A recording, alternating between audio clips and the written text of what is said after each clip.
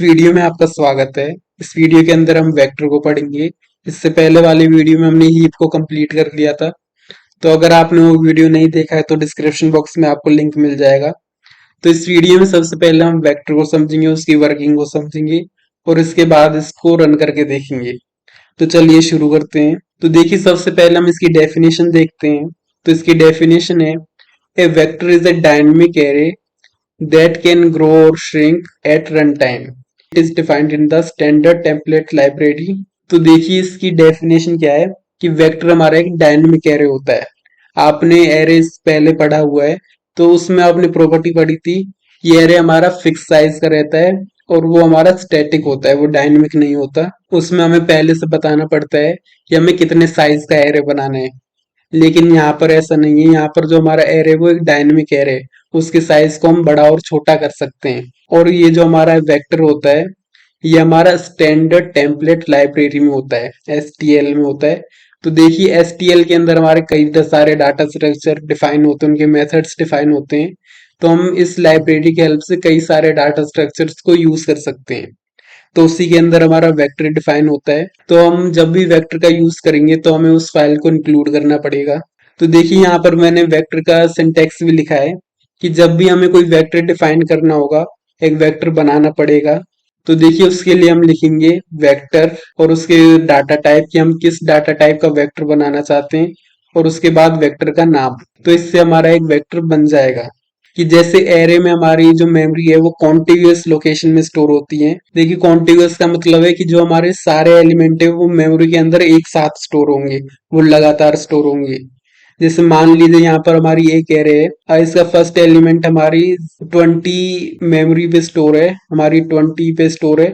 तो जो हमारा लास्ट सेकंड एलिमेंट होगा वो 22 पे स्टोर होगा और जो हमारा थर्ड एलिमेंट होगा वो 24 पे स्टोर होगा। क्योंकि हमारा एक एलिमेंट 2 बाइट की स्पेस ले रहा है, तो इसलिए ये जो हमारे एलिमेंट्स है वो लगातार स्टोर होंगे। तो इसको हम कहते हैं कॉन्टिग्यूअस मेमोरी लोकेशन। और जिस प्रकार से हमारा एरे इस प्रकार स्टोर होता है, उसी प्रकार से हमारा वेक्टर का जो एरे है वो भी डायनेमिक मेमोरी लोकेशन में स्टोर होता है। तो ये भी हम बिल्कुल इन दोनों में सेम बात है। तो अब हम वेक्टर की वर्किंग को समझते हैं। तो देखिए वेक्टर की वर्किंग को समझने के लिए यहाँ पर हमारा एक एरे है, एक हमारा वेक्टर है जिसका साइज है 012, जो कि हमने शुरुआत में बनाया। तो देखिए अगर हम इस वेक्टर के अंदर एक और नया एलिमेंट ऐड करेंगे तो जो हमारा पुराना वेक्टर था उसका साइज था 3 और जो हमारा नया वेक्टर होगा उसका साइज 4 हो जाएगा। अगर हम इसमें नया एलिमेंट ऐड करेंगे तो हमारा जो वेक्टर क्या करेगा, इन तीनों एलिमेंट्स को कॉपी करेगा और किसी नई मेमोरी लोकेशन में स्टोर करवा देगा इस 4 के साथ, जिससे कि हमारे चारों एलिमेंट एक साथ आ जाएंगे, कॉन्टिग्यूअस मेमोरी में आ जाएंगे और हमारी जो एरे का साइज है वो भी बढ़ जाएगा। तो इस प्रकार से हमारा ये काम करता है। तो मान लीजिए अगर मैं इसके बाद में 2 एलिमेंट इसमें और स्टोर करवाना चाहता हूँ तो उसके लिए हमारा ये वेक्टर क्या करेगा, इन चारों एलिमेंट्स को कॉपी करेगा और इनको कॉपी करने के बाद एक नई मेमोरी लोकेशन में स्टोर करवाएगा और उसके बाद हमारे जो दोनों नए एलिमेंट्स हैं उनको भी स्टोर करवा देगा। जैसे यहाँ पे 5 और 8 को स्टोर करवाया, तो इन सभी को स्टोर करवाने के बाद ये जो हमारे पुराने एलिमेंट्स थे इनको डिलीट कर देगा, इनको मेमोरी को डीएलोकेट कर देगा, इनको मेमोरी नहीं देगा। और जो हमारी वेक्टर था वो मॉडिफाई भी हो गया और उसमें नए एलिमेंट स्टोर भी हो गए। तो देखिए इसके हम मेथड और फंक्शंस देख लेते हैं। तो देखिए इसमें सबसे पहला मेथड होता है पुश बैक। इस पुश बैक की हेल्प से हम कोई भी नया एलिमेंट वेक्टर के एंड में स्टोर करवा सकते हैं। और दूसरा हमारा जो मेथड होता है वो है पॉप बैक। इसकी हेल्प से हम अपने लास्ट एलिमेंट को रिमूव करा सकते हैं, डिलीट करवा सकते हैं। और यहाँ पर हमारा तीसरा है साइज। तो ये जो हमारा साइज है ये हमारे वेक्टर के साइज को रिटर्न कर देगा कि उसमें कितने नंबर ऑफ एलिमेंट स्टोर हैं। और उसके बाद हमारा अगला फंक्शन है क्लियर। ये क्लियर की हेल्प से हम सब पूरी अपने वेक्टर को क्लियर कर सकते हैं, पूरी वेक्टर को डिलीट कर सकते हैं। और उसके बाद हमने यहाँ पर अगला फंक्शन लिखा है ऐड। इसकी हेल्प से हम किसी स्पेसिफिक इंडेक्स पर एलिमेंट को रिटर्न करवा सकते हैं। और उसके बाद मैंने अगला फंक्शन लिखा है ऑपरेटर। इस ऑपरेटर का भी सेम काम है। इस ऑपरेटर की हेल्प से भी हम यहाँ पर एक स्पेसिफिक इंडेक्स के एलिमेंट को रिटर्न करवा सकते हैं। लेकिन आपके मन में एक क्वेश्चन आना चाहिए कि जब इन दोनों को काम सेम है तो हमने दो फंक्शन क्यों बनाए। तो देखिए मैं बताता हूँ। तो यहाँ पर हमने दो फंक्शन इसलिए बनाए कि जो हमारा एट है ये हमारे बाउंड्स को चेक करता है। बाउंड चेक का मतलब कि मान लीजिए अगर हमारा एक एरे है 4 साइज का, लेकिन मैं इस एट के अंदर पास करता हूँ कि मुझे फिफ्थ इंडेक्स का एलिमेंट चाहिए, लेकिन फिफ्थ इंडेक्स का एलिमेंट हमारे वेक्टर के अंदर है ही नहीं। हमारा जो एरे है वो केवल 4 साइज का है। तो देखिए ऐसे केस में हमारा जो एट फंक्शन है, ये वाला फंक्शन है, ये हमारा एक एरर जनरेट करेगा। ये हमें पहले से ही बता देगा, एरर प्रिंट करेगा हमारी स्क्रीन पर जिसमें लिखाएगा आउट ऑफ रेंज, कि आप जो ने जो इंडेक्स लिखा है वो आउट ऑफ रेंज है। अगर हम सेम इंडेक्स इस पर पास करेंगे ऑपरेटर वाले फंक्शन पर, इस नीचे वाले फंक्शन पे, तो ये बाउंड्स को चेक नहीं करेगा और हमें ऐसी कोई भी वैल्यू उठा के दे देगा। और उस वैल्यू की वजह से जो हमारा प्रोग्राम है वो खराब हो सकता है।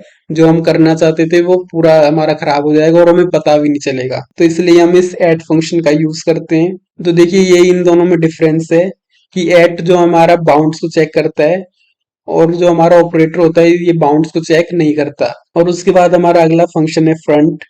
ये हमें फर्स्ट एलिमेंट को रिटर्न करेगा। और उसके बाद हमारा अगला फंक्शन है बैक। ये हमारे लास्ट एलिमेंट को रिटर्न करेगा। और उसी प्रकार से हमारे दो और फंक्शन है बिगिन और एंड। ये आइटरेटर को रिटर्न करेंगे बिगिनिंग एंड एंड के। और उसके बाद हमारा अगला है रिसाइज फंक्शन। इस रिसाइज फंक्शन की हेल्प से हम अपने वेक्टर को रिसाइज कर सकते हैं, उसके साइज को चेंज कर सकते हैं। और उसके बाद हमारा लास्ट फंक्शन है एम्प्टी फंक्शन। तो ये हमारी ट्रू वैल्यू रिटर्न करता है जब हमारा वेक्टर एम्प्टी होता है। तो ये हमारे कुछ फंक्शन है, मेथड्स हैं जो हम वेक्टर में यूज करते हैं। तो अब हम इनको प्रैक्टिकली भी करके देख लेते हैं। तो अब हम वेक्टर को प्रैक्टिकली भी करके देख लेते हैं। तो देखिए सबसे पहले लाइन में मैंने लिखा है इंक्लूड वेक्टर। तो मैंने सबसे पहले वेक्टर को इंक्लूड किया। और अगर मैं ये लाइन इंक्लूड नहीं करूंगा तो हम वेक्टर को यूज नहीं कर पाएंगे। जो हमारा वेक्टर है वो इस वेक्टर फाइल के अंदर डिफाइंड है, डिक्लेयर है। तो इसलिए हमें इसको इंक्लूड करना जरूरी है। और उसके बाद मैंने आईओ स्ट्रीम और यूजिंग नेम स्पेस एसटीडी को लिखा। और उसके बाद मैंने अपना इंट मेन फंक्शन डिफाइन किया जिसके अंदर मैंने एक वेक्टर बनाया। और इसके अंदर एंगुलर ब्रैकेट्स के अंदर मैंने स्ट्रिंग लिखा। तो मैंने एक स्ट्रिंग का वेक्टर बनाया। आप कुछ भी लिख सकते हैं यहाँ पर, आप जो डाटा टाइप यहाँ पर लिखना चाहते हैं उसका वेक्टर बना सकते हैं। फिर मैंने इस वेक्टर का नाम रखा ए। और इस ए के बाद मैंने इसमें वैल्यू इंसर्ट कर दी, राहुल, नेहा और अमन। तो यहाँ पे जो मैंने वैल्यूज इंसर्ट की हैं वो मैंने एक करली ब्रैकेट्स के अंदर गई हैं। तो हमें इस प्रकार से इसमें वेक्टर के अंदर वैल्यूज को करली ब्रैकेट्स के अंदर इंसर्ट करते हैं। और उसके बाद मैं नेक्स्ट लाइन में ए डॉट पुश बैक मेथड की हेल्प से ऋतु को भी लास्ट इंडेक्स पे इंसर्ट कर दिया। और उसके बाद मैंने फॉर लूप की हेल्प से इन सभी वैल्यूज को प्रिंट करवाया। और इस फॉर लूप के अंदर मैंने आई को ए डॉट बिगिन से स्टार्ट किया और I is less than a dot end तक चलाया। तो देखिए इस बिगिन से हमें अपनी आई का इनिशियल आइटरेटर मिल जाएगा। और इस एंड से हम इस आई, जब तक हमारा इस एंड से छोटा रहेगा तब तक हमारा ये आई चलता रहेगा। और लास्ट में हम आई को एक से इंक्रीमेंट करते रहे। तो इसको हम रन करके देखेंगे। और इस एक बार आउटपुट के बाद मैंने यहाँ पे फिर दोबारा से पॉप बैक फंक्शन का यूज किया और लास्ट एलिमेंट को डिलीट किया। और इसके बाद फिर हम अपने आउटपुट को चेक करेंगे। तो अब हम इसको रन करके देखते हैं। तो देखिए हमारा जो आउटपुट आया वो आया राहुल, नेहा, अमन, ऋतु, जो कि हमारे इस पहले जो हमने प्रिंट करवाए थे इसका आउटपुट आया। और उसके बाद आया हमारा आउटपुट राहुल, नेहा और अमन, जो कि हमारा इस पॉप बैक के बाद हमारा जो ऋतु था वो डिलीट हो गया। तो इस प्रकार से हमारे ये push back, pop back, begin और एंड फंक्शन काम करेंगे। तो अब हम अपने अगले फंक्शंस देखते हैं, एट एंड ऑपरेटर। तो यहाँ पर मैंने वन इंडेक्स पर एट और ऑपरेटर दोनों फंक्शन मेथड्स की हेल्प से अपनी वैल्यूज को प्रिंट करवाया है। तो इसको भी हम रन करके देखते हैं। तो देखिए जो हमारा आउटपुट आया वो आया नेहा नेहा, क्योंकि हमारा जो वन इंडेक्स है उस पर हमने नेहा को स्टोर किया था और जो हमारा जीरोथ इंडेक्स पे उसमें हमने राहुल को स्टोर किया था। तो देखिए हमारा आउटपुट आया नेहा नेहा। तो यहाँ पर इन दोनों फंक्शंस की हेल्प से हमारा जो आउटपुट आएगा वो सेम आएगा। तो देखिए मैंने यहाँ पे एक नई लाइन लिखी, सी आउट ए8। तो मैंने अब की बार इसमें 8 इंडेक्स पास किया। तो यहाँ पर हमारा 8 इंडेक्स इस वेक्टर के अंदर एग्जिस्ट नहीं करता। तो अब हम इसका आउटपुट देखेंगे। तो देखिए इसका आउटपुट कुछ नहीं आया। जो हमारा आउटपुट कुछ भी आना चाहिए तो वो यहाँ पे कुछ भी नहीं आया। अब हम इस ऑपरेटर की जगह अपना दूसरा ऐड फंक्शन यूज करके देखते हैं। तो मैंने यहाँ पे लिखा ए डॉट एट और इसके अंदर मैंने इंडेक्स पास किया 8।